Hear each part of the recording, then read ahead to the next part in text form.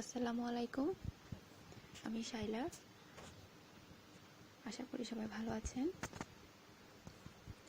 আজকে আপনাদের বিজনেস স্ট্যাটিস্টিক্সের খুব ইম্পর্ট্যান্ট একটা চ্যাপ্টার নিয়ে আলোচনা করব, যেটা হচ্ছে টেস্ট অফ হাইপোথেসিস।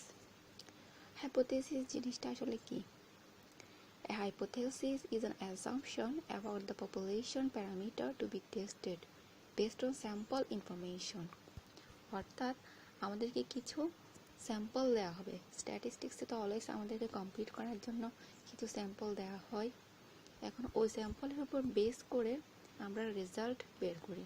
এখন আমরা যে রেজাল্টটা বের করেছি, ওই রেজাল্ট থেকে যে ডিসিশনটা নিলাম, আমাদের ডিসিশনটাকে আসলে রাইট অর রং, এটা ফাইনালাইজ করার জন্য আমাদেরকে আগে থেকে একটা অ্যাসাম্পশন করে নিতে হয়, আর এটাকে বলা হচ্ছে হাইপোথেসিস।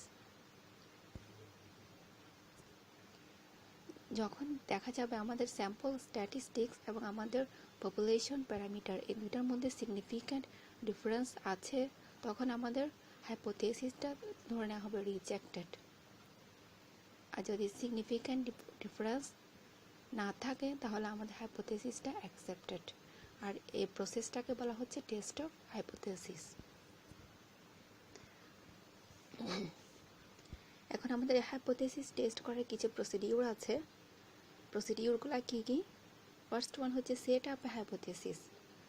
প্রথমে আমাদের কম্পিটিশন শুরুর আগে হাইপোথেসিস এজিউম করে নিতে হবে, একটা হাইপোথেসিস সেট করে নিতে হবে যে আমরা যে ডিসিশনটা নিচ্ছি সেটা রাইট হবে নাকি রং হবে, এটা বোঝার জন্য একটা হাইপোথেসিস এজিউম করে নিতে হবে। এখানে দুই ধরনের হাইপোথেসিস এজিউম করা যায়। একটাকে বলা হয় নাল হাইপোথেসিস, আর একটাকে বলা হয় অল্টারনেটিভ হাইপোথেসিস।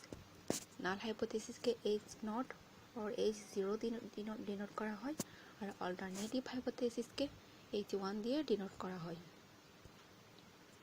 আর নাল হাইপোথেসিসটা কি রিপ্রেজেন্ট করে? নাল হাইপোথেসিস রিপ্রেজেন্ট করে যে স্যাম্পল স্ট্যাটিস্টিক্স এবং পপুলেশন প্যারামিটারের মধ্যে কোনো ডিফারেন্স নেই, ঠিক আছে? আর যদি ডিফারেন্স থাকে, তখন আমরা কি কোনটা অ্যাকসেপ্ট করব? Alternative hypothesis.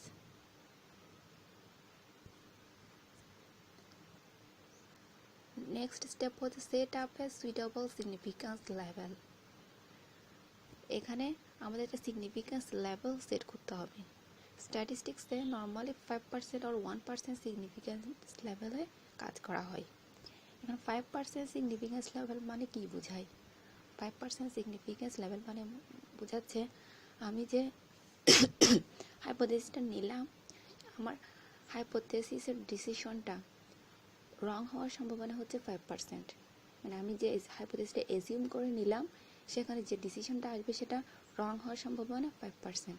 তার মানে 95% কনফিডেন্স আছে যে আমার ডিসিশনটা রাইট হবে। আর যদি 1% সিগনিফিক্যান্স লেভেলে নেওয়া হয়, তাহলে সেখানে আমার ডিসিশনটা বা হাইপোথেসিসটা রং হওয়ার সম্ভাবনা হচ্ছে 1%। তার মানে আমি 99% কনফিডেন্ট যে আমার আনসারটা অবশ্যই রাইট হবে। নেক্সট ওয়ান হচ্ছে determination of a suitable test statistics. আচ্ছা, এরপরে এটা হচ্ছে আমাদের থার্ড স্টেপ। আমরা এখন ফার্স্ট স্টেপে একটা হাইপোথেসিস এজিউম করে নিলাম, সেকেন্ড স্টেপে আমরা একটা সিগনিফিক্যান্স লেভেল ধরে নিলাম, 5% হবে কি 1% হবে। আপনারা 5% নিয়ে কাজ করবেন। ম্যাথে যদি বলে না দেয় 1%, তাহলে ম্যাক্সিমাম ক্ষেত্রে 5% নিয়েই কাজ করা হয়। এরপরের স্টেপটা determination of suitable test statistics, যেটা আমাদের থার্ড স্টেপ। এটা হচ্ছে আপনাদের ম্যাথের স্যাম্পলের উপর ডিপেন্ড করে, ম্যাথে কী কী ইকুইপমেন্টগুলো দেওয়া আছে ওটার উপর ডিপেন্ড করে আমাদের একটা ইকুয়েশনে ফেলে কম্পিউট করতে হবে, রেজাল্ট কম্পিউট করতে হবে।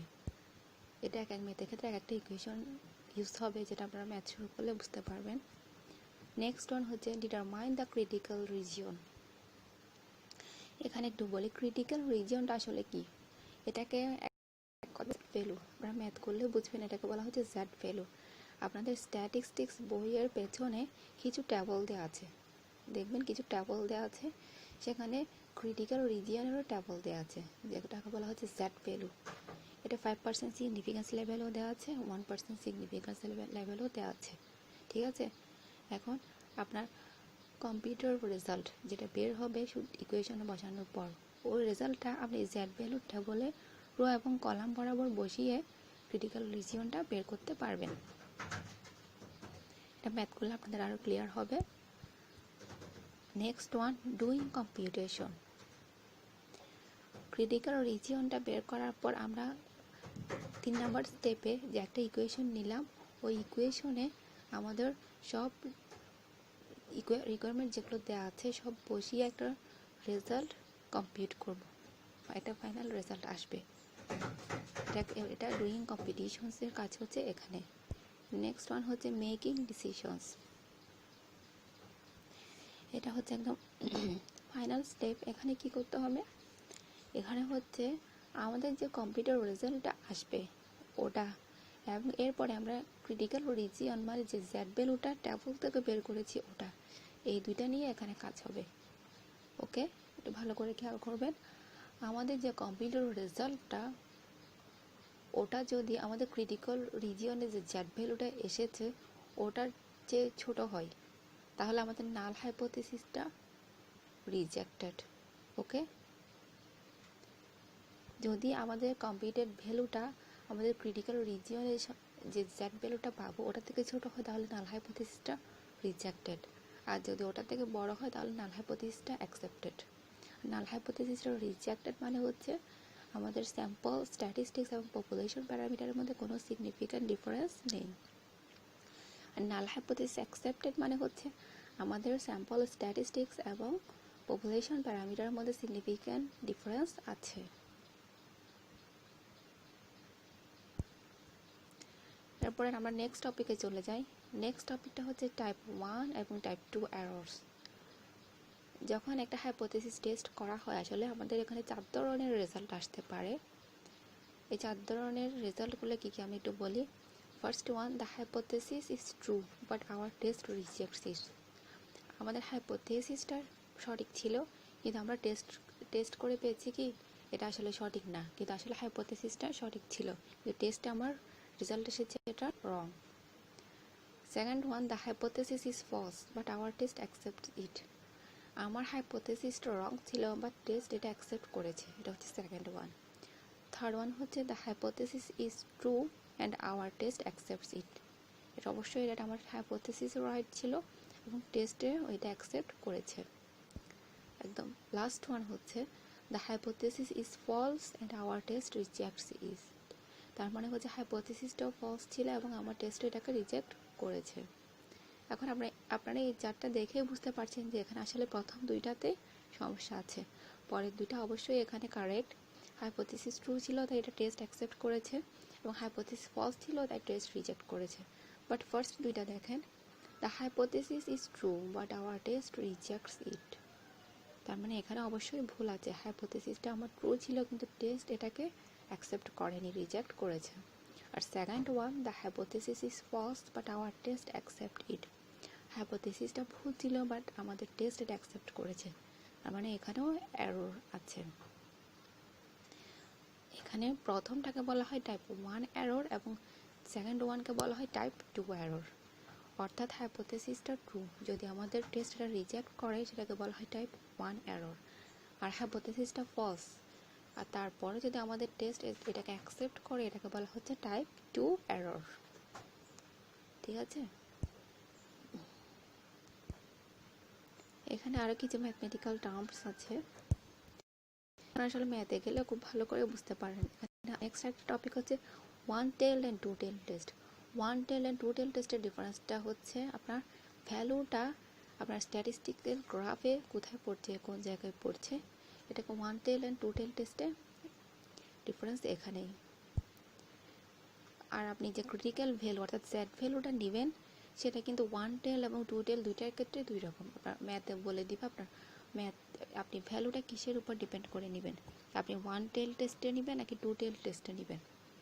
আপনার ছকে স্ট্যাটিস্টিক্স বইয়ের পেছনে জেড ভ্যালুর যে ট্যাবলটা আছে ওই ট্যাবলে আসলে আপনাদের ওয়ান টেল টেস্ট এবং টু টেল টেস্ট দুইটার উপর ডিপেন্ড করে ভ্যালু দেওয়া আছে। আপনার ম্যাথে যেরকম চাইবে আপনি ওরকম ট্যাবলটা ইউজ করবেন। এখন test of hypothesis concerning large samples. আপনার হাইপোথিসিসটা আসলে অনেক কিছুর এক এক কিছুর জন্য এক এক রকম হয়। যেমন আপনার লার্জ স্যাম্পলের ক্ষেত্রে আপনার এক ধরনের হাইপোথেসিস টেস্টের নিয়মটা একরকম হবে। আপনার পপুলেশন মিন বের করতে হলে তখন আপনার হাইপোথেসিসের নিয়মটা একরকম হবে। আর যখন আপনি দুইটা মিনের মধ্যে ডিফারেন্স দেওয়া থাকবে তখন আপনার হাইপোথেসিস টেস্টিংটা অন্যরকম হবে। মানে এগুলো সব হচ্ছে ইকুয়েশন।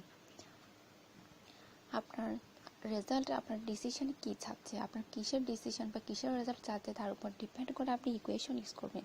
ঠিক আছে, আপনার এক একটা ম্যাথের জন্য যেরকম এক একটা ইকুয়েশন থাকে, এখানে আপনাদের হাইপোথেসিস টেস্টিংয়ের ক্ষেত্রেও সেম।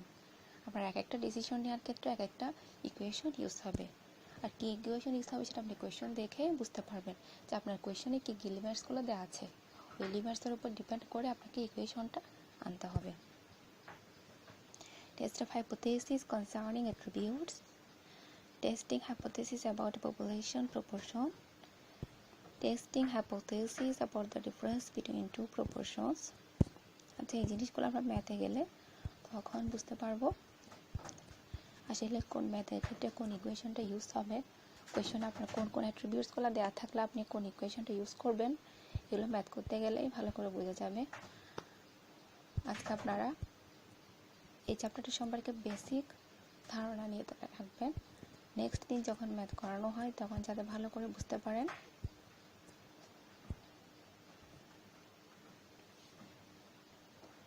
এগুলো একটু ভালো করে পড়ে নেবেন, বই থেকে ভালো করে পড়ে বুঝে নেবেন যাতে ম্যাথ করতে আপনাদের সুবিধা হয়।